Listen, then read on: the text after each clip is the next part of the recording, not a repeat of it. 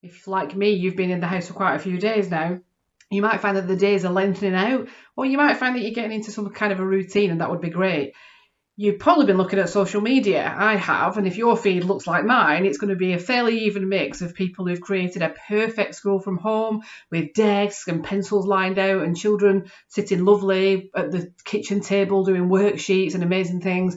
And then the other half of it will be people posting memes about hiding in the toilet and drinking gin and generally struggling to cope. I think the reality for most people is probably somewhere in between those two things. But it just goes to show that every family is different and that every child is different. So depending on where you're up to at the moment, I want to really encourage you that if you are surviving, if people are being fed, if people are staying healthy, if people are just generally managing to get through each day generally unscathed, then you're doing a great job.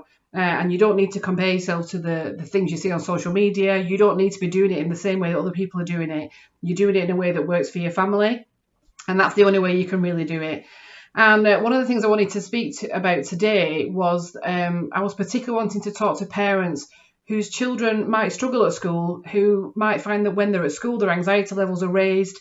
And a lot of what happens at school is quite challenging for them, and that view their home, that need very much for their home to be a safe place for them. So you might have been working for a long time on making sure that your child feels extremely safe at home, that it's a place to relax and unwind after the pressures of the school day, and that things that go on at school don't impact on the things that go on at home, and to try and keep those things quite separate. For some of you, that might mean even going so far as not to be doing homework at the home, and just anything that you can do to keep the anxiety of school out of your home life. Now we're in a different situation, because if you're trying to do learning at home, then the possibilities that the anxiety associated with school for some of our children might now be coming home and invading into our home lives. And I want to really reassure you that you're doing a really great favour for your child if you can keep your home the safe place that it's always been, and work on maximising the feelings of safety that your children are having. In our situation, because we home educate all of the time, I do have to make sure my children do some learning at home. They won't be returning to school in the next few weeks like many of your children will be, and we have to plan for the long term. If you got your children at home temporarily just for a few weeks, the hope is that they will be able to return to school. And although that might bring mixed feelings for some of you might be enjoying this break away from the pressures of school. You can know that whatever is being put in place in your house right now is temporary, and at some point normality will return. And I would really encourage you to prioritise during this time, making sure that your home remains a safe place for your child that you spent such a long time working to make it. And if that means you have to dial back on the formal learning and the formal activities, then you might have to just do that, because no one's learning anything if they're distressed or crying. If you're reaching the point where you're having to really insist that your child sits at the table, where your child is distressed at the thought of doing work or worksheets, then what's happening is that the kind of anxiety that your children might be experiencing at school is now also happening in the home. And when this is all over and your children go back to school and you resume your normal lives, you wouldn't want the balance of what you've achieved in your household to have been destroyed, really, by attempting to get them to do lots of worksheets and other work at home. So with that in mind, I wanted to talk really briefly today about something that home educators call delight-driven learning. This is really an excuse for us all to follow the things we are passionate about and we love.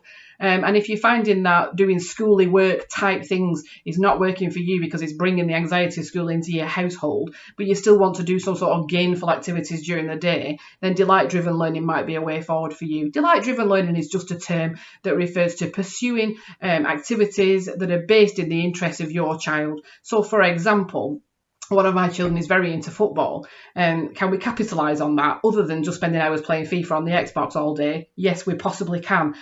Using their passion and interest as a focus, we may be able to prompt or encourage them into doing some activities that do have some learning content, but that because they're based in something that they already find enjoyable, it doesn't feel to them much like they're doing the kind of work that they'd be doing at school. So if it's football, for instance, why not make up a team name, draw a kit for the team, draw a badge for the team, create some kind of logo, maybe design the team stadium. You could use Minecraft for that, or those kinds of activities around making up your own team. Your child might even go so far as to create a mini league and have, believe it or not, my child uses match attacks cards to do this, to create miniature tournaments and predict the results between the tournaments and decide who the finalists will be.